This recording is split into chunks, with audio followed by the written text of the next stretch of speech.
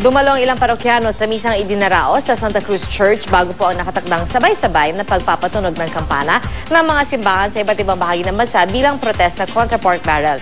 At mula sa Maynila may ulat on the spot,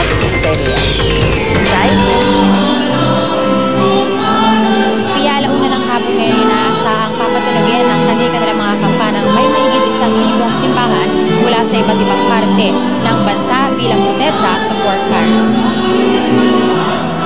Bilang protesta sa mga isyu ng PIDA o Pork Barrel, Disbursement Acceleration Program o DAP at korupsyon, planong sabay-sabay na patunugin ang mga simbahan sa iba't ibang parte ng bansa ang kanilang mga kampana.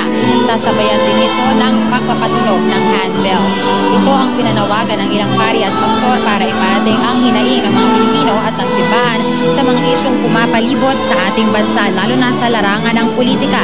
Dito sa Santa Cruz Church, nagsimula ang misa alas 12 ng tanghali. May ilang miyembro ng Church People's Alliance Against Pork Barrel ang nakasuot pa ng hikaw na hugis kampana kung saan nakalagay ang Abolish Pork Barrel. Malaki raw ang kahalagahan nito ayon kay Reverend Father Ben Alforque dahil sama-samang iba't ibang relihiyon nagkakaisang lahat para lumaban. Sa 3 minuto na papatunugin ang kampana, ito rin ang panahon para makapag-alay ng desal ang mga tao. Layon din ng misa na hilingin ang direksyon ng Panginoon sa bansa.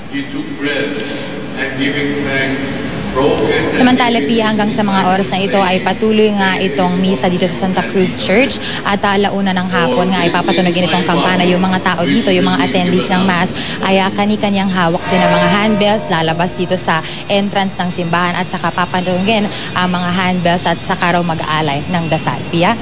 Maraming salamat, Isay Reyes.